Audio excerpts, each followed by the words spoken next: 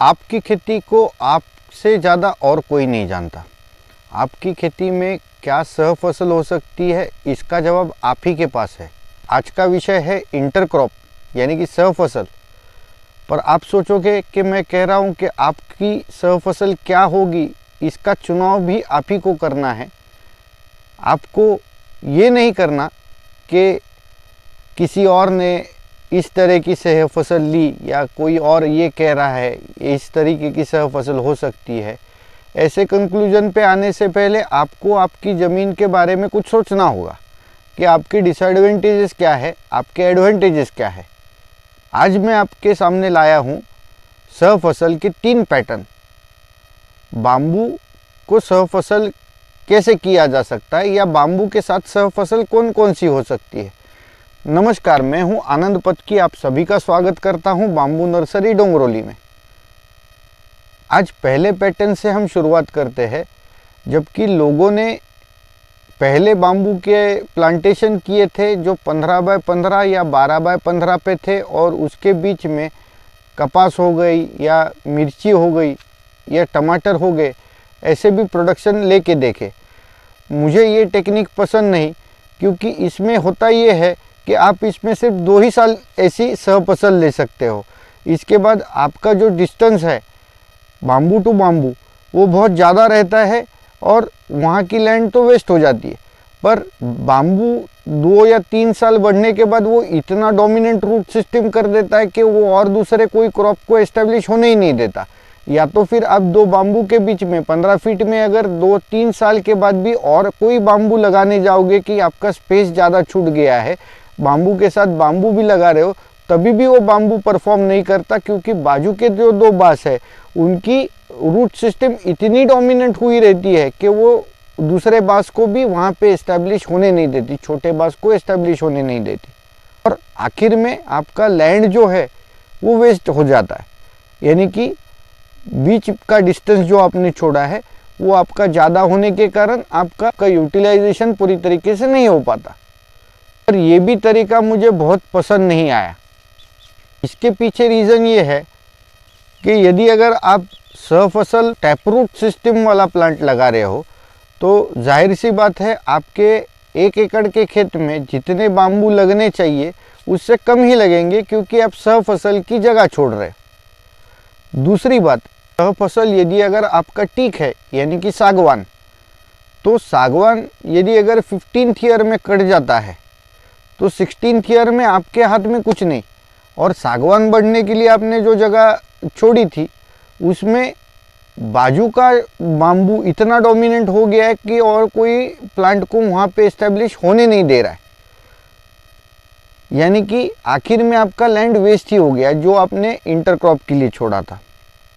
यदि अगर आप 2 बाम्बू के बीच में वापस बाम्बू लगाने जाते हो तो पहले वाले पैटर्न में जैसे 2 बाम्बू ने डोमिनेंस क्रिएट किया था रूट सिस्टम ने और दूसरे बाम्बू को वहाँ पे एस्टेब्लिश होने नहीं दिया, तो यही सेकंड पैटर्न में भी हो जाता है। क्योंकि आपने कुछ बांस लगाए थे वो पहले लगाए थे 10-15 साल पहले, वो वहाँ पे वहीं के हो चुके हैं, वहाँ पे बहुत अच्छी तरीके से एस्टेब्लिश हो चुके हैं और वो दूसरा कॉम्पिटिटर नहीं चाहते, इसलिए वो दूसरे बाम्बू के रूट सिस्टम को भी एस्टेब्लिश होने नहीं देंगे। बाम्बू की रूट सिस्टम फाइबरस है, इसलिए फाइबरस के साथ फाइबरस कभी इंटरक्रॉप नहीं हो सकता। कुछ लोगों ने हल्दी भी लगाने का प्रयास किया था। हल्दी हालांकि 2 ही साल होती है, उसके आगे हो नहीं पाती, और हल्दी को चाहिए ढीली मिट्टी। ढीली मिट्टी बाम्बू होने नहीं देगा क्योंकि उसका फाइबरस रूट सिस्टम है। महाराष्ट्र का सबसे फेमस बांस यानी कि मेस को मैंगो प्लांट के नीचे लगा देते हैं। ऐसे मानना है कि मैंगो प्लांट के नीचे लगाने से वो मैंगो प्लांट तक की हाइट अचीव कर लेता है, पर मेरी बात मानिए तो ये रीज़न स्पेसिफिक है। क्योंकि जहाँ पे विंड स्पीड ज़्यादा है और जहाँ पे आम ये क्रॉप है ही नहीं किसी का, क्योंकि विंड स्पीड ज़्यादा होने से एक तो फ्लोरिंग भी सेट नहीं होता, या तो फ्लोरिंग सेट होता है तभी भी उसमें फ्रूटिंग लगने का चांसेस बहुत ही कम रहता है, क्योंकि विंड स्पीड ज़्यादा है। तो अगर मैंगो क्रॉप है ही नहीं तो उसके बीच में अगर आप आपने बाम्बू लगा दिया तो वो रीजन के लिए वो ठीक है। पर यदि अगर आपके यहाँ विंड गस्ट नहीं है और विंड स्पीड नहीं है और आम की फसल अच्छी आ रही है और उसके बीच में अगर आप बाम्बू लगा रहे हो, क्योंकि वहाँ पे मेस का बाम्बू जो है मैंगो प्लांटेशन में अच्छा परफॉर्म करता है, ये किसी का देख के अगर आप बाम्बू लगा रहे हो और आपके यहाँ का आपके रीजन का क्रॉप मैंगो भी है तो आप सबसे बड़ी गलती कर रहे हो। क्योंकि बाम्बू का हार्वेस्टिंग कब होना है, नेचुरल ड्यूरेबिलिटी, उसमें सॉइल में मॉइस्चर की कमी होगी और उसका हार्वेस्टिंग करोगे मैच्योर्ड क्लम का, तभी उस टिम्बर में नेचुरल ड्यूरेबिलिटी होगी।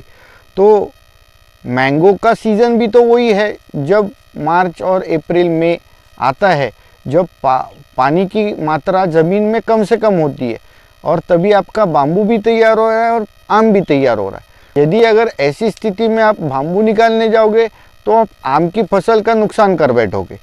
और यदि अगर आप आम के लिए बाम्बू को हार्वेस्ट नहीं कर रहे हो, उसको पेंडिंग रख रहे हो, तो आपका नेचुरल ड्यूरेबिलिटी का जो समय है जिसमें आपको ज़्यादा से ज़्यादा नेचुरल ड्यूरेबिलिटी मिलना है, जब मॉइस्चर कंटेंट कम से कम होगा बाम्बू में, तो आप वो पीरियड भी खो दोगे। यानी कि दोनों भी कुछ अचीव नहीं कर पाओगे, दोनों भी चीज़ें अचीव नहीं कर पाओगे।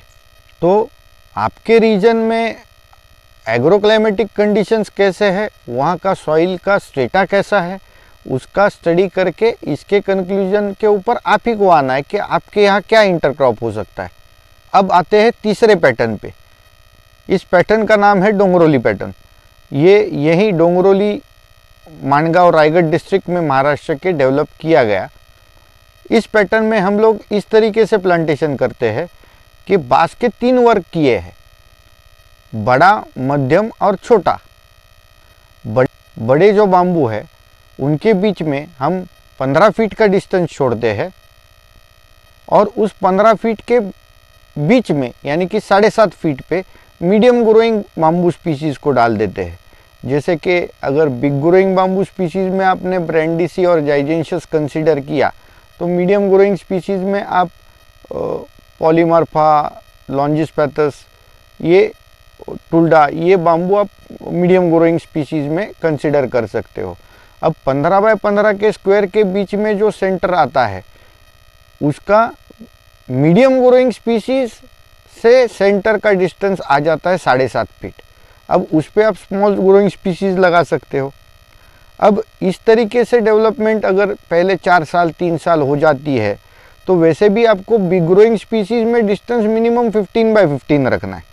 तो उसके 7.5 पे जो बाम्बू लगाया गया था मीडियम ग्रोइंग स्पीसीज़ को, आप वहाँ से निकाल के उसको ट्रांसप्लांट कर सकते हो एक्सटेंडेड लैंड में। ये आपकी हो गई सह फसल। इसका फ़ायदा आपको ये होता है कि आपका जो मीडियम ग्रोइंग स्पीसीज़ है, जो बाम्बू ही है, वो आपका इंटरक्रॉप था। बस आपने 4 साल उसको रेज किया क्योंकि आपको बिग ग्रोइंग स्पीसीज़ का स्पीड इनिशिएट करना था। जब मीडियम ग्रोइंग स्पीसीज़ का छाव लार्ज ग्रोइंग स्पीसीज़ पे गिरता है या लार्ज ग्रोइंग स्पीसीज़ के रूट्स पे गिरता है तो लार्ज ग्रोइंग स्पीसीज़ का जो स्पीड है वो वैसे ही बूस्ट हो जाता है। वो रीजन जो होता है वो सॉइल टेम्परेचर वहाँ का हीट नहीं होता और वो हीट ना होने के वजह से बिग ग्रोइंग स्पीसीज़ ज़्यादा तेज़ बढ़ने लगते हैं। अब चौथे साल में हमने क्या किया है, जो मीडियम ग्रोइंग स्पीसीज़ है उसको वहाँ से निकाला है, उसको स्प्लिट किया है और एक्सटेंडेड लैंड में आपने लगा दिया है। यदि अगर आपके चौथे साल में आपको एक मीडियम ग्रोइंग स्पीसीज़ ने अगर 6 से 8 भी अगर आपको बाम्बू क्लम्प दे दिए हैं तो वो क्लम्प आपके इंडिपेंडेंट राइजोम हो जाते हैं और आपकी जो 4 साल की मेहनत है 10 प्लांट्स या 15 प्लांट्स की कीमत यही होती है। आपने जो 4 साल मेहनत की उसके बदले में आपको 10 से 15 क्लम्प, 10 से 15 राइजोम्स आपको वो मीडियम ग्रोइंग स्पीसीज़ के एक प्लांट से प्राप्त हुए। ऐसे तो आपके 4 मीडियम ग्रोइंग प्लांट्स लगाए थे, यानी कि आपको करीब करीब 40 बाम्बू का प्लांटिंग मटेरियल जो आपके लैंड में और आपके एग्रोक्लाइमेटिक जोन में पहले से एक्लेमेटाइज हुआ है, ऐसा प्लांटिंग मटेरियल आपको सिर्फ आपके एफर्ट्स के ऊपर मिला। ऐसा प्लांटिंग मटेरियल एस्टेब्लिशमेंट में तकलीफ नहीं देता है क्योंकि वो ऑलरेडी आपके ज़मीन से और वहाँ के वातावरण से परिचित हो चुका है। और जो हमारा मेन क्रॉप था बिग ग्रोइंग बाम्बू स्पीशीज़, वो तो वैसे ही 15 बाय 15 फीट पे आ गए और उनका अभी इतना 4 साल में डेवलपमेंट हो गया कि वो अपना छाया अपने रूट जोन पे डालने लगे हैं। इसका मतलब वो अपनी इकोसिस्टम बना चुके हैं। अब ये ऐसे 4 या 5 साल डेवलप किए प्लांटेशन वैसे ही पूरी तरीके से सेल्फ सफिशिएंट हुआ रहता है।